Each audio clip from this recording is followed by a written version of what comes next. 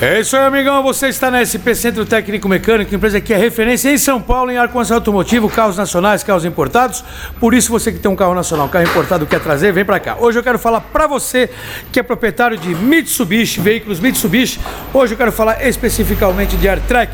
Você que tem um barulho no compressor, tá ligando, tá escutando um barulho no compressor, ou mesmo o ar-condicionado parou de funcionar, tá na hora de fazer uma manutenção profissional. Aonde você vai fazer a manutenção? Aqui na SP, que trabalha com moral, né, com respeito ao cliente. Aqui na SP, o cliente só paga o que realmente é executado, porque o sistema é composto de compressor, mangueiras de alta, mangueiras de baixa, né, válvulas de baixa, válvula de alta, condensador, enfim, pressostato. Pode ser muita coisa antes de condenarmos o compressor. Aonde você vai contar uma seriedade numa empresa que vai te oferecer essa qualificação? Você vai encontrar na SP. Por isso, liga a agenda, faça um diagnóstico gratuito, que na SP, diagnóstico, o cliente não paga. Por isso, liga para a SP. Além do que, SP dispõe de compressores, tá? Retificados com garantia da Mitsubishi original.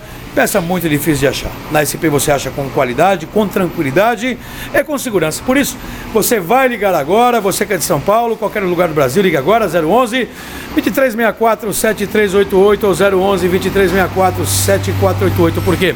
Mitsubishi AirTrack, manutenção em ar-condicionado com garantia e com qualidade. Só na SP, vem pra cá, não perca tempo.